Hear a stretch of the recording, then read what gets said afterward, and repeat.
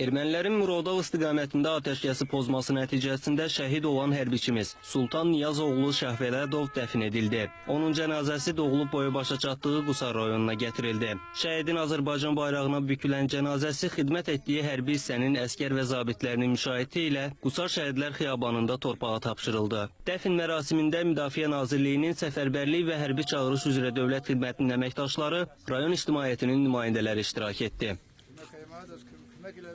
Vətən sağ olsun, Allah rəhmət eləsin. Şagirdlər arasında söhbət olanda deyərdi ki, hərbi xidmətə gedəndə düşməndən qisas alacağım.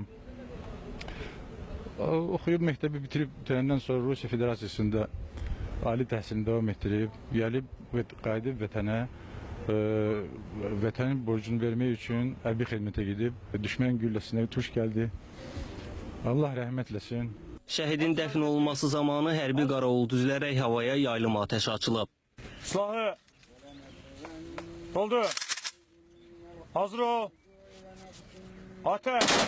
Tabut üzərindəki üç rəngli dövlət bayrağı əbədi xatirə kimi saxlanılması üçün şəhidin ailəsinə təqdim edildi. Şəhidimiz Sultan Şahvelədovun xatirəsini əbədləşdirmək üçün bu üç rəngli bayrağı digər valideyinə təqdim edeyim. Və arzu edirəm ki, bu bayraq gələcəkdə bizim yaxın günlər işğal olmuş torpaqlarda dalğalansın. Amin. Amin. Amin.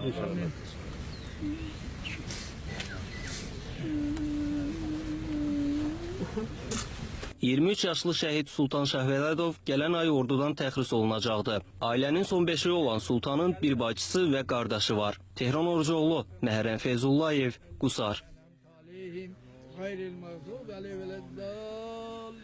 Allah rəhmət eləsin.